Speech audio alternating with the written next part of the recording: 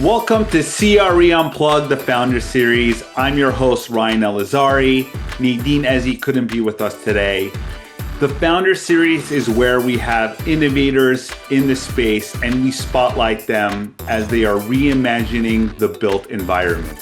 Today's guest is Konrad Koczwara, founder and CEO of ElevateOS, an all-in-one resident experience app built for modern apartment communities.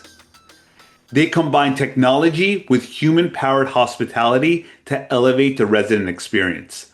What started as a founder with no industry background has become a vertically integrated platform powering engagement, efficiency, and NOI across apartment communities. And with that, I'm excited to introduce Konrad Koczwara, CEO and founder of ElevateOS. I'm so excited to have you here, Konrad. Thank you for joining us today. Thanks, Ryan. I'm excited to be here too. Thanks for having me.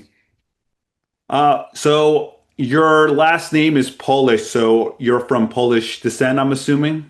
Yes, I speak Polish too. You I'm a, speak Polish. I'm a Wow. Polish, I'm a Polish American. I've always loved Polish food. My best friend is half Polish, so he's always like brought me to his house and his mom would make some amazing foods. Like what are some delicacies that you like? Oh, yeah, my parents are very like super Polish. So like growing up, it was like all Polish food. Like the bad news is that Polish food is not the healthiest. If you're trying to Yes. keep your carbs down, it doesn't really work, right? Like, but Right. Yeah. the popular ones are pierogies. I think people, a lot of people like talk about the meat ones, pierogies with meat and cabbage. I always like pierogies with like strawberries and blueberries. So that's like my go-to. And I love like there's this it's like a breaded pork chop or breaded veal. That was like a standard. Like you eat potatoes and like a breaded veal or chicken. That's like a typical Polish dinner, you know. So, parents both immigrated from Poland. My dad came to the US when he was like 31, and my mom, they actually met in Italy at like a Polish refugee camp. And Wow. my dad was actually supposed to go to New York, but then he met my mom, and her mom was already in Chicago, so she convinced him to go to Chicago, and they got married and had me. So Uh, yeah, well, you would have been in two cold cities, so it wouldn't have really made that big of a difference. I would have been closer to you, right? If I was Yeah, you would have been closer to me. Maybe we would have been longtime friends, and right. it wouldn't have taken us this long to get to know each other. Exactly. I never had pierogies with strawberries. I didn't even know that would It's that even is out there. Like I thought about crepes for a second, but like with pierogies, that sounds really good. it's so good. Like you put a little bit of sugar, like you just sprinkle a little bit on the pierogi with like again strawberries, blueberries, apples. Ooh, the best. The best. I gotta try that. And with breaded chicken and veal, yeah, that's a big thing in my family. My parents are both from Iran, so we always would have schnitzel, which is more of a Yeah, schnitzel. Israel. Yeah, it's more of like an Israeli German type dish. But yeah, it's like one of my favorite meals. In Polish, it's called schnitzel. Okay. So it's like the same thing pretty much. And I think German, I think it's also like a schnitzel, right? So who invented it? That's the question. We're gonna have to, was it the Polish? Was it the Israelis? Who was it? Yeah, we got to figure that out. As much as I want to keep talking to you about food, I would love to learn more about you. So really, let's get into it. Elevate OS, it kind of began with you learning the industry from square one. So how did those early days influence the way that you think about leadership, especially when it comes down to bringing like belief and momentum to your team? Yeah, so I think, you got to lead by example. So when I started, it was just me, myself, and I, right? And uh, you know, what's interesting when you run a company and you don't raise a lot of money, you're forced to kind of learn everything. Every department, at least you don't have to be an expert, but you know how it works and what it's there for. So, when you're working with a team, I kind of see myself as the captain of the ship, and I need to know where's the ship going? What's our vision for the company? I need to make sure that I take care of my crew on the ship, right? And I don't misguide them. And we hit like an iceberg and sink, right? Yeah. So it's the same thing with a business. Like, you need to have a vision.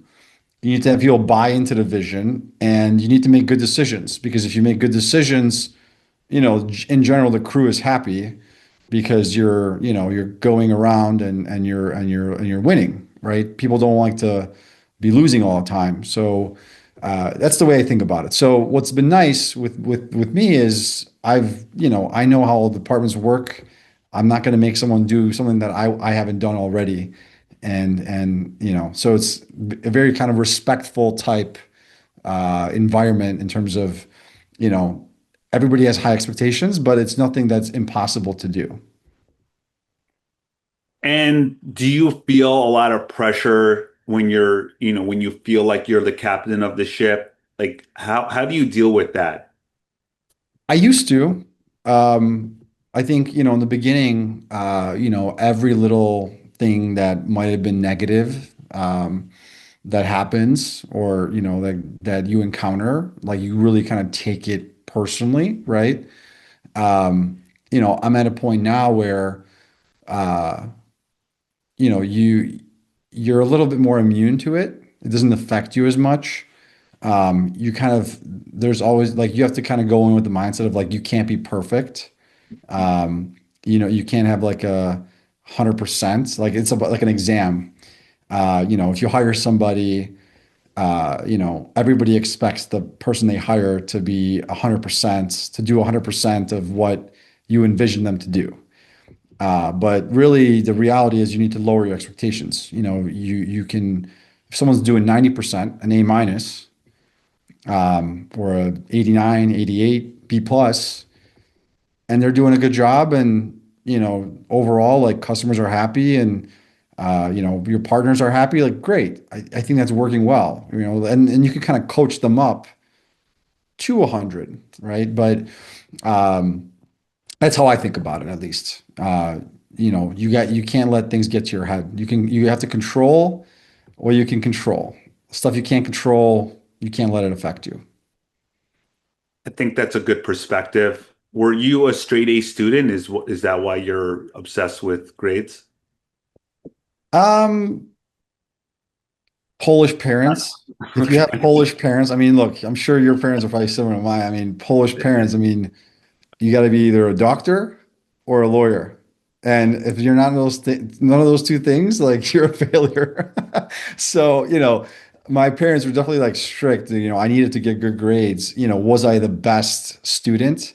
Um, no, but I had good grades. Like I had, like my math score, I barely tried, and I always had perfect scores in math. Oh, Which you were one of those. Yeah, like for grad school when I was doing my GRE, I got a perfect score. I'm not trying to Wow. brag. I didn't really study, but then when you look at like reading comprehension, vocabulary, like those types of exams, it was always like harder for me, and maybe it was because first language was Polish. Um, but I don't think that would help me either way. Yeah, I mean, my parents spoke to me in Farsi growing up. So yeah, I understand the challenges of mastering English because that was something I was dealing with growing up until I started perfecting how to write and speak. So yeah, I definitely resonate there. Like to talk about resident expectations in multifamily, how it's evolving. What do you believe today's tenants value most from owners and operators that wasn't really critical in like 5 to 10 years ago? Yeah, I think residents are more demanding nowadays, and I think that has led to the standards of like what residents are expecting to be higher. um, you know, back and it's funny because there's like this reverse thing happening too with like AI getting implemented and also like customer service going down and only being able to talk to a chatbot. So there's like this like thing where like there's a lot of tech that makes things more convenient, but there's also a lot of more tech where it makes things less personable. But yeah, I think residents are expecting that you know, their landlord or where they live in their home, uh, that they have convenience and they have things, um, all their kind of basic needs are met. So internet, they want to be able to make new friends in their community. They want to be able to engage and have ways to connect with their neighbors. Those are all things that are still to this day very important. And there's a lot of tools that are helping kind of make that happen, right? I think a lot of residents are also expecting like a frictionless experience on the tech side. When I lived in a building, when I first moved into a rental building in Chicago back in the day, and I lived in a bunch. Every building I moved into, you'd have to have five, six different logins to do stuff, and that's changing. I've seen reviews on Google where residents are complaining about, that. And I've also heard from owner operators who do surveys to like tens of thousands of their residents. That is one of the things that they were complaining about, app fatigue. Yeah. So things are definitely changing, and there's definitely more higher expectations on that front. It's hard enough to get residents to buy in on just one app. So for them to have to go into, as you said, 5 to 6 different applications, I definitely understand that fatigue, which is where you come in, correct?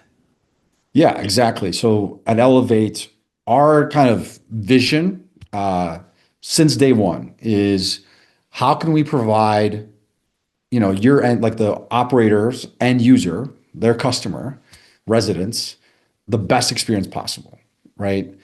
And a lot of it has to just do with, you know, let's get things into one system. And not just for residents, but also for staff, right? We can't forget about the on-site teams. So, we started though many, many years ago with the residents. Now we added a lot of stuff with staff, so they're not having to navigate different systems as well. But that's the ultimate goal. And we have accomplished a lot. We've signed up some big, I call them the big logos, big companies we work with, that deploy our platform throughout their whole portfolio.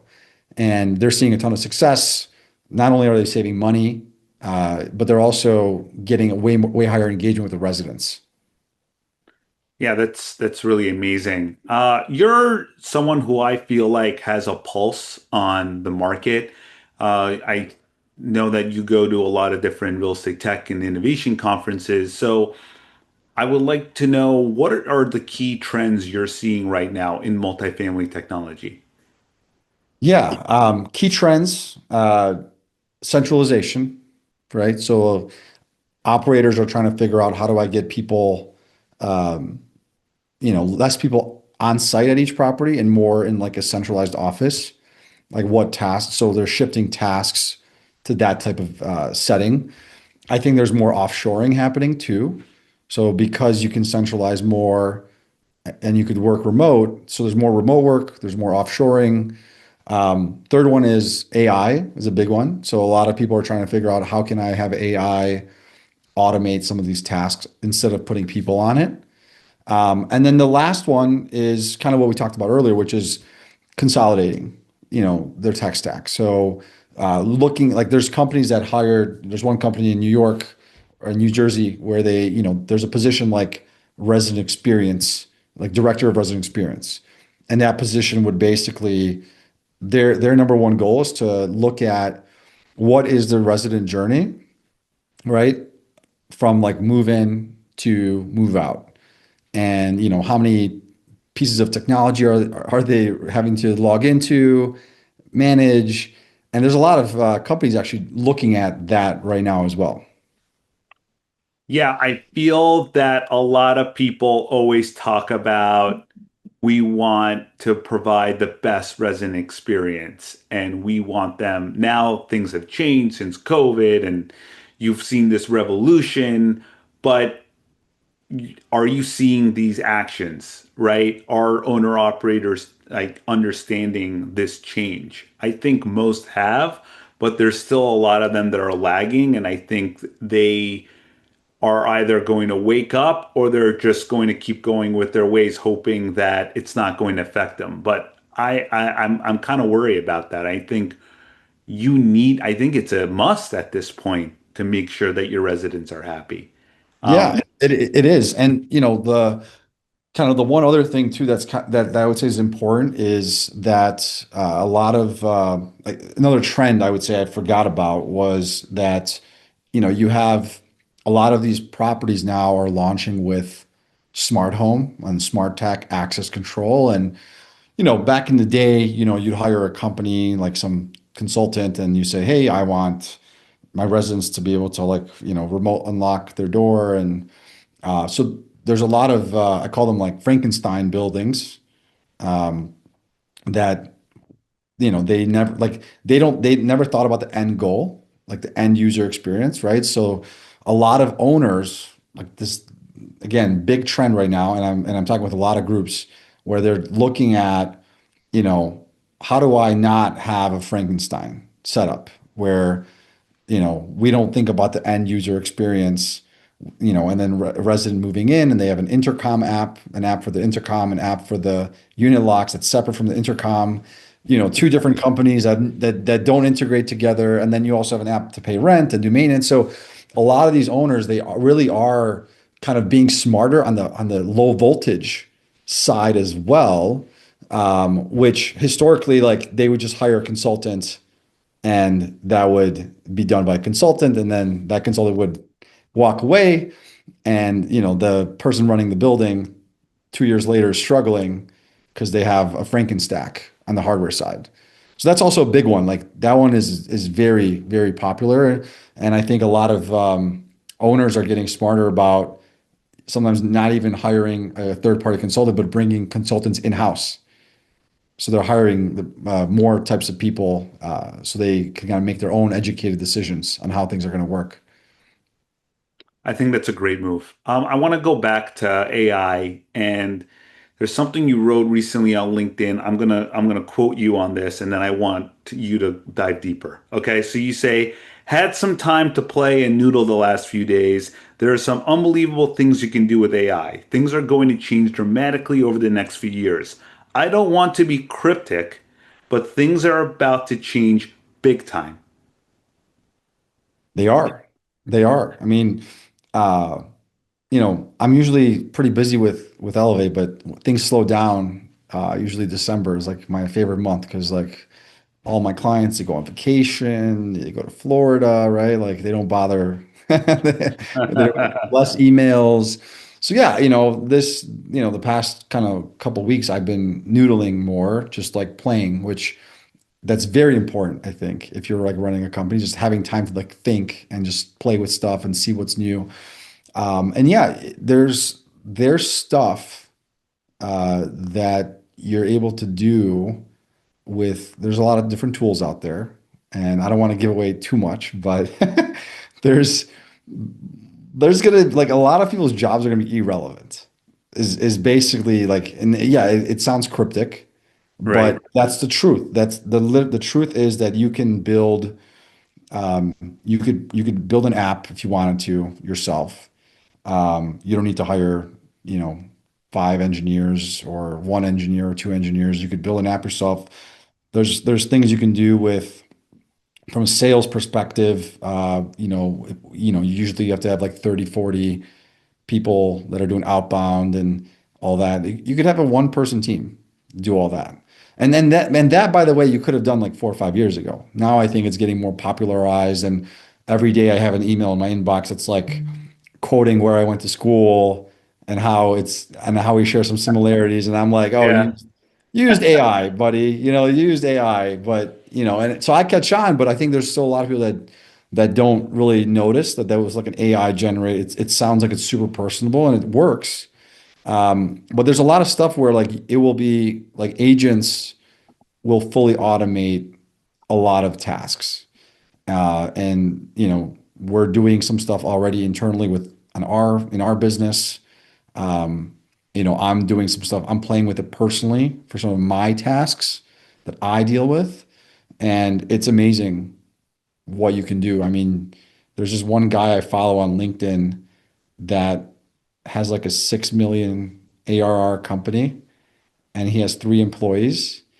And he did this experiment where he would like let AI run his company for like 3 or 4 weeks, and it did pretty good actually, So um, it's kind of crazy. Like I said, it's there's people need to start playing and noodling with these tools.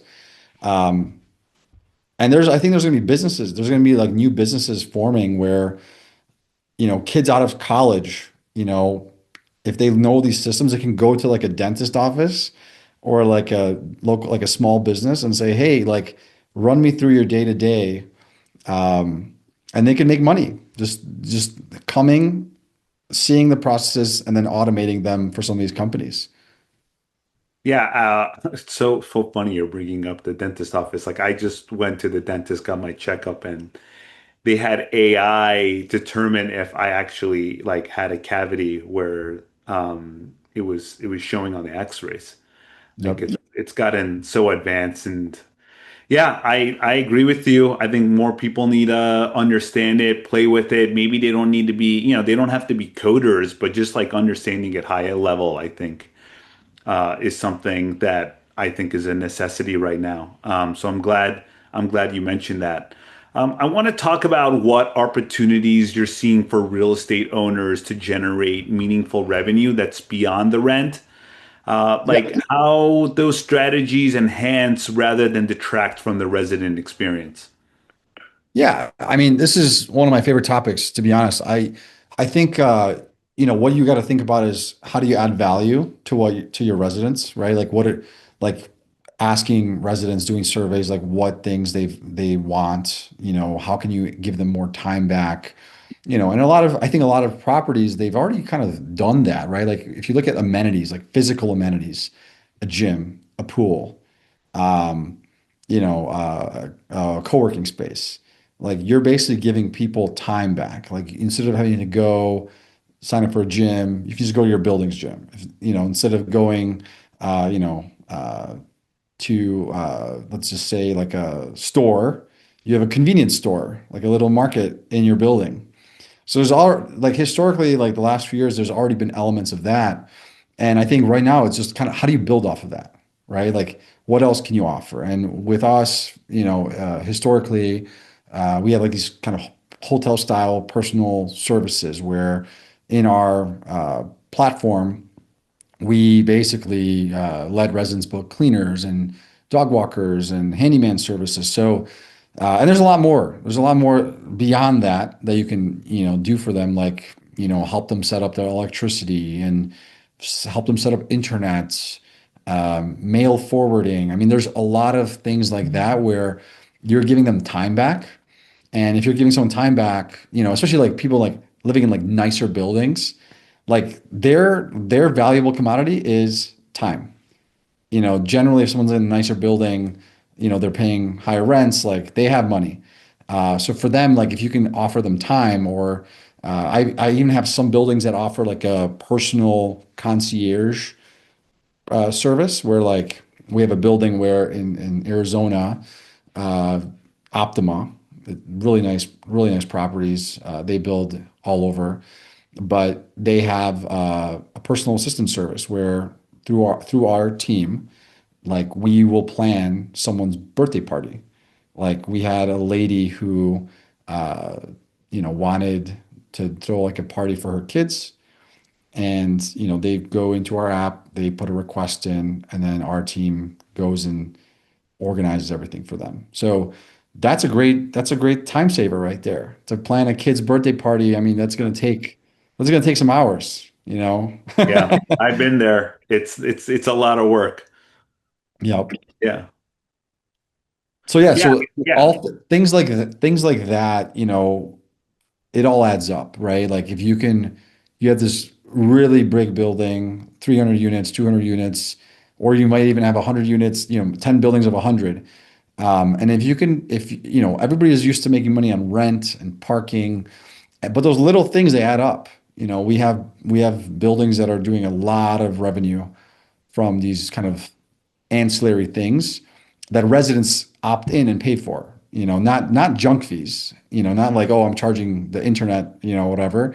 It's things that they opt in, that they genuinely want to sign up for, and you're able to make some extra money on that as an owner. Yeah, I think providing that personal touch and something that you probably won't see in most buildings, and the one, in luxury buildings or buildings that have Elevate OS, I think that's something that could definitely be a differentiator that you need. Uh, because, what if you can provide something to them that isn't something that they even thought about, but it's like right there on your app. Like, yeah, that's great. I mean, I would have loved to have that for my daughter's third birthday party. Yeah. Just getting balloons and getting the entertainment and all that stuff. It's a lot. Yeah, imagine someone just sends you, here's a plan, here's a cost, here's two options or three options, and then you say, "Oh, I like this plan." Done. That's what people want. Yeah, that's really great. You are a founder that remains closely involved in sales and customer experience. So, how do you approach growing your customer base while still maintaining deep, long-term relationships with your existing customers? Yeah, so one thing that I just got lucky, I guess, but I really enjoy product, marketing, and sales. Those three things. So as a CEO, I think there's different types of people, but those are the three things I generally like the most. And I think they're all kind of tied together. So I enjoy being on calls with customers. I enjoy being on calls with even prospects that are thinking about using us. Uh, I like to ask a lot of questions. I like to learn about how they're doing it, why they're doing it, what they're using to do, X, Y, Z, because it gives me ideas. It gives me, when I first started the platform, I didn't have a product team. So it was literally just like I would go to buildings in person and I'd be like, show me how you do this. Show me how you do that. And I'd be like, in my head, I'm like, why are they doing it like this?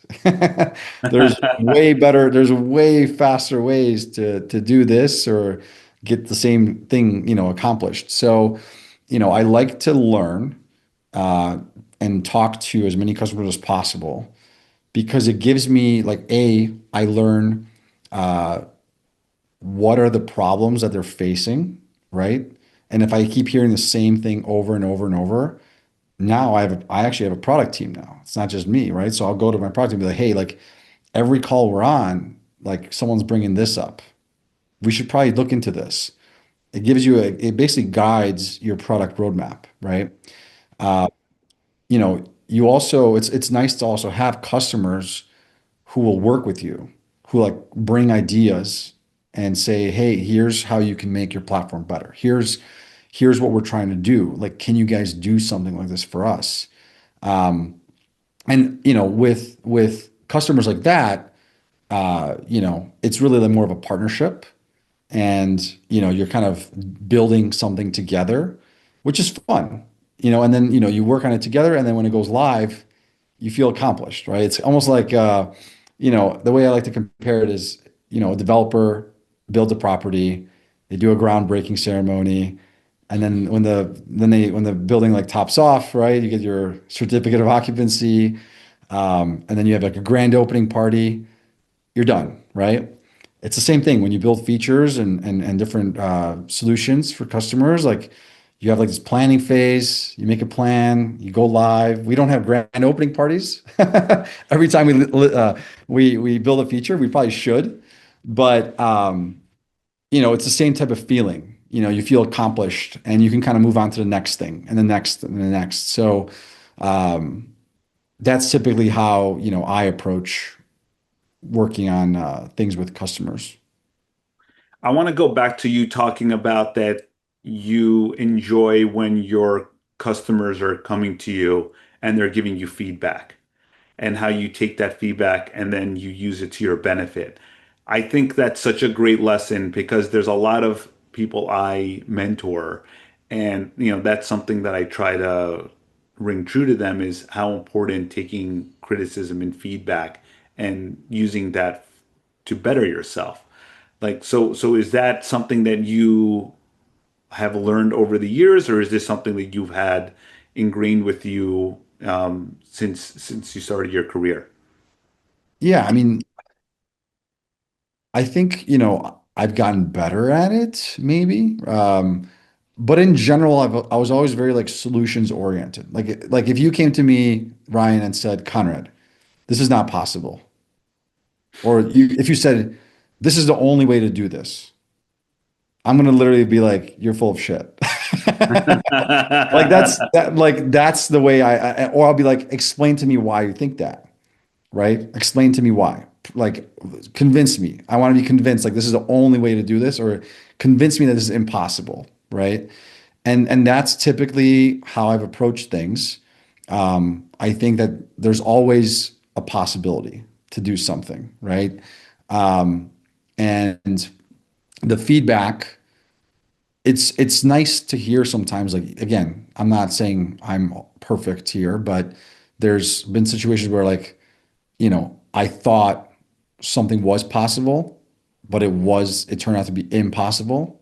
And, you talked with somebody, you kind of dive deeper, and then you learn as they're telling you all the stuff, you're like, yeah, this is not going to happen a different way, or we're not going to be able to do this.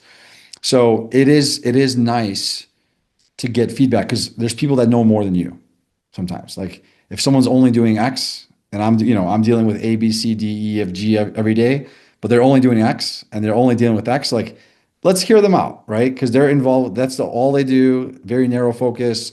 Um, so yeah, I think it definitely evolved over the years for sure, but uh, it does matter. I think if you listen to people that have like they're experts in their specific field.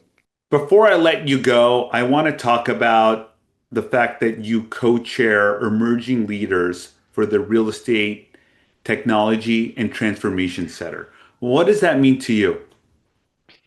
Yeah, so NMHC they made RETTC about a year and a half ago, and it's a great program. The group is great that I work with. The leadership there is amazing.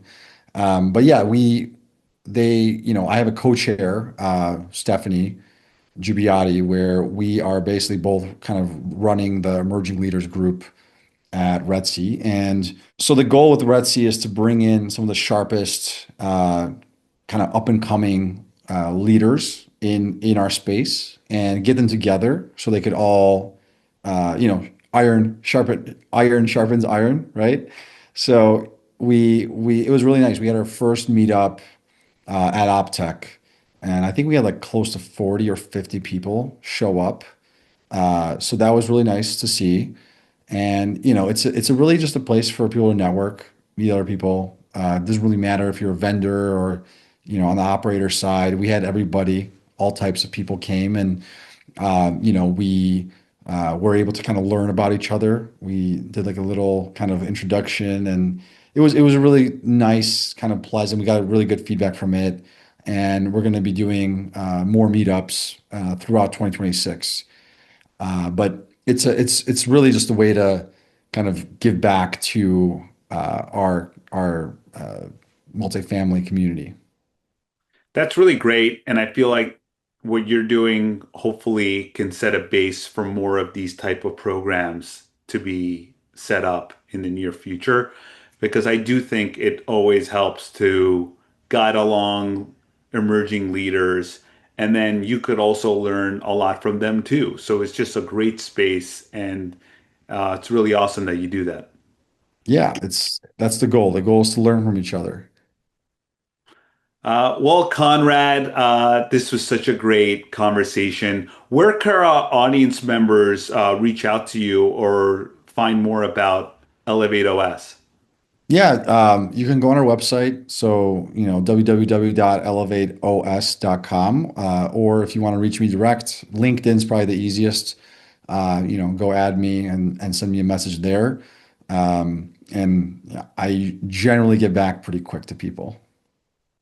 That's very rare. It's that East Coast mentality. You know what I mean? Yes. Even though I'm on the Midwest. And we're circling back from the start. Circling You back. still feel like you're in New York. You almost made it there, but you still got that mentality.